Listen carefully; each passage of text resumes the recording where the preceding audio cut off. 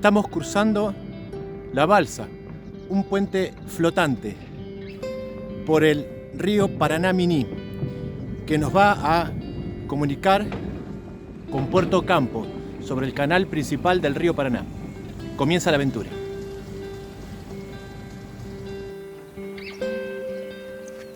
Comienza un nuevo día en Jaucanigás. Te propongo me acompañes en el recorrido, partiendo del portal de Humedal hasta Puerto Ocampo.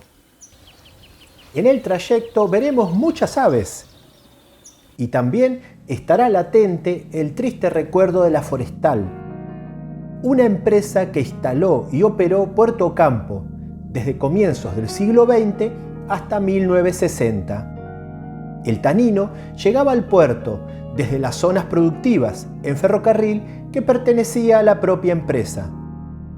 La Forestal montó durante 60 años un andamiaje de pueblos.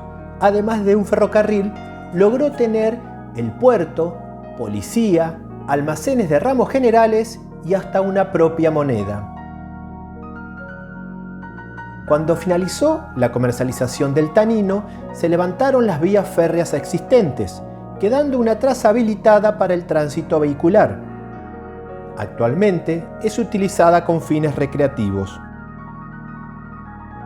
La devastación de los bosques naturales fue tan grande que se estima deforestó unos 20.000 kilómetros cuadrados de quebrachales, una superficie casi tan grande como la provincia de Tucumán.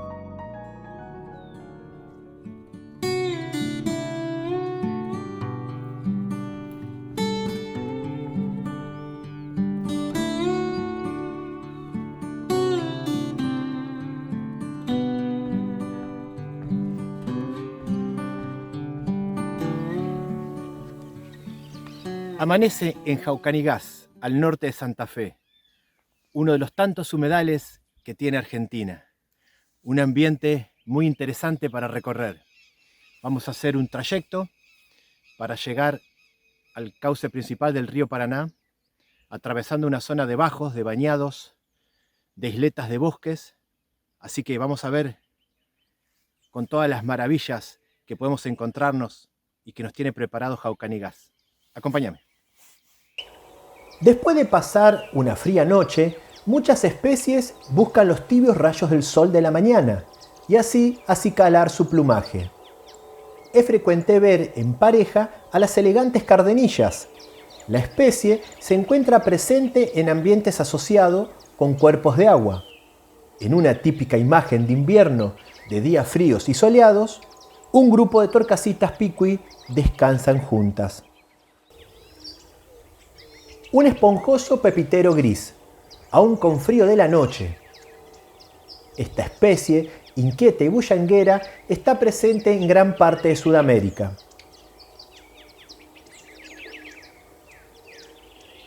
En igual situación, un zorzal colorado se detiene para tomar sol.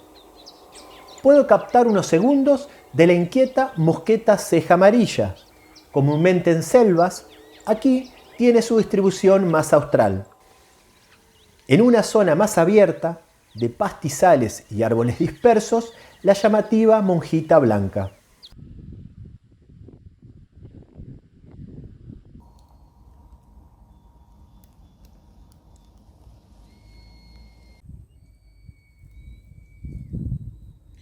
Estoy en las ruinas de un antiguo puente de ferrocarril que perteneció a la Forestal, que en el siglo XX generó un gran impacto en los bosques de quebrachos del norte santafesino. Por este tren se llevaba al río Paraná, a su curso principal, la producción de tanino y de durmientes, que fueron utilizados para el tendido de las vías férreas. Pero lo más triste de toda esta historia es la gran deforestación, la sobreexplotación de los quebrachos y todo un impacto social que generó la empresa. Por ejemplo, el de pagar a sus empleados, a los hacheros, con una pseudomoneda que únicamente podían comprar víveres en negocios de la propia empresa. Y bueno, a raíz de esto, por ejemplo, el Estado Nacional luego tuvo que promulgar una ley que habría una única moneda de curso legal en el país. Aún hoy quedan los campos sin aquellos centenarios quebrachos, y también quedan las ruinas de un antiguo puente donde pasaba el ferrocarril.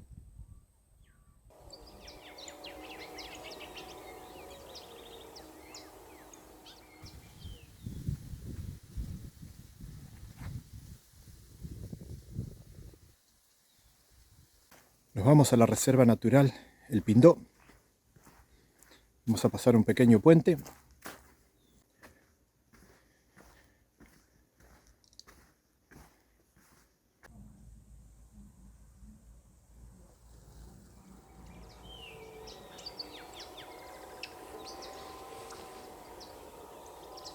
Pasando casi desapercibido, se asoma entre los repollitos de agua un yacaré negro. Puede permanecer mucho tiempo inmóvil, solo manteniendo fuera del agua las narinas, los ojos y los oídos, para poder respirar, ver y oír sin ser detectado. Desde un sitio alto, observando todo, un juvenil de águila negra. Algo le llama la atención. Una tortuga de laguna decide que es tiempo de volver al agua. Se aleja de la orilla, sumergiendo su cuerpo, y solo mantiene la cabeza fuera del agua. Tiempo atrás, la especie sufrió la sequía.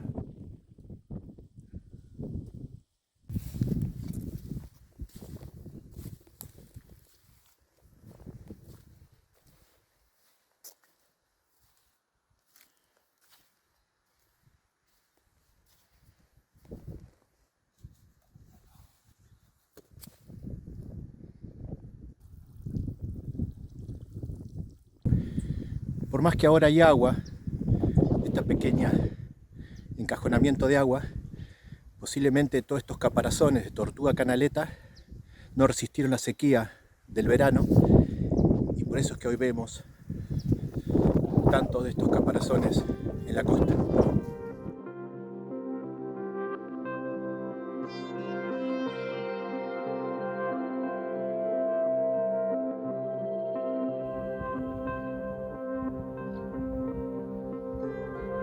Se escucha una familia de monos ahí adelante, así que vamos a ver si los encontramos.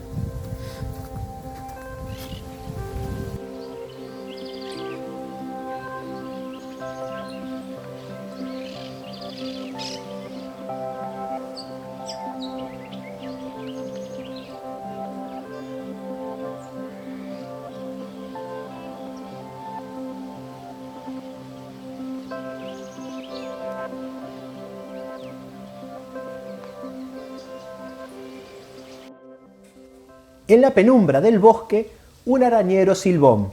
Podemos disfrutar del melodioso canto con notas descendentes.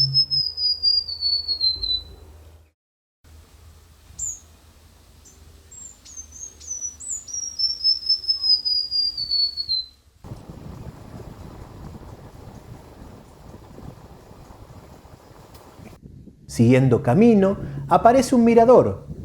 Es visible la poca cantidad de agua que mantiene el humedal. De todas maneras, es un buen lugar para bajar y observar aves. En lo alto de una rama seca, un surirí amarillo. Menos expuesto, se asoma un macho de anambé verdoso. La especie está presente en gran parte de Sudamérica, en bordes de bosques húmedos y arboledas abiertas. Una fugaz pasada de un macho de choca corona negruzca.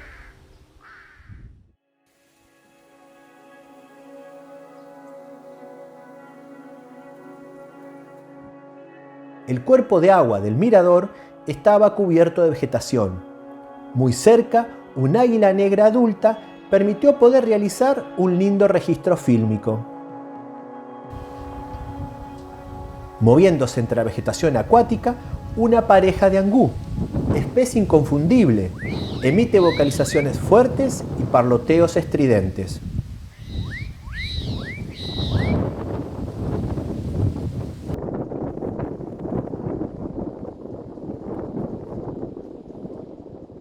Atravesando una planicie abierta, aparece una concentración de caranchos. Los atrajo un animal muerto. Mientras algunos se alimentan, otros esperan. La especie puede cazar sus presas y también aprovecha la carroña. Vemos cómo hendiendo la punta del pico en la carne y luego tironeando, desgarra un bocado. Realizaban fuertes vocalizaciones con la característica de echar el cuello hacia atrás. No muy lejos, una curiosa lechucita de las vizcacheras observa todo desde la entrada de su madriguera.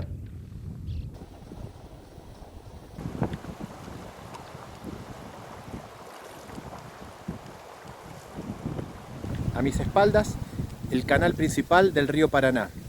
Estamos en Puerto Ocampo.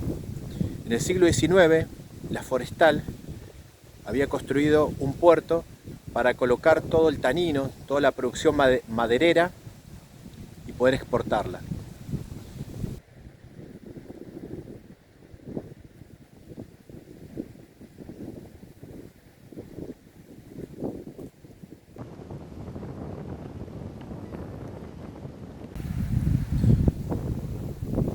En la otra costa, enfrente, territorio de Corrientes, la ciudad de Bellavista. Oculto entre la vegetación, un macho de cortarramas. Moviéndose entre las hojarascas en el suelo del bosque, una pareja de boyero negro. Obtienen gusanos y otros invertebrados que viven en la madera en descomposición.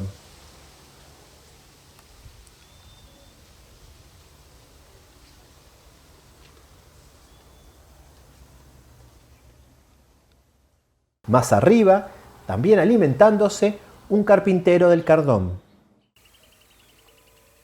Aprovechando los últimos rayos del sol y de los espinillos en flor, un grupo de saí celeste, también llamados mieleritos, aprovechan el néctar de las flores.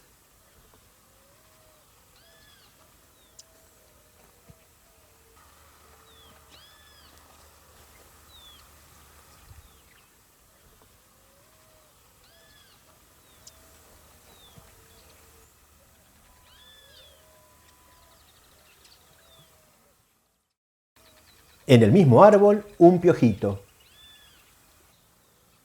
Una monterita cabeza negra hábilmente sujeta una espiga para obtener semillas.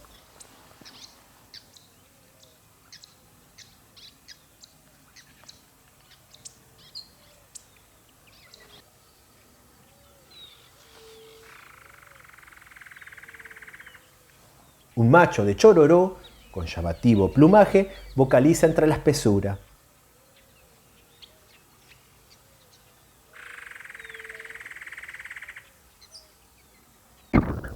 Llegando al río, luego de recorrer unos 15 kilómetros, estamos terminando este recorrido.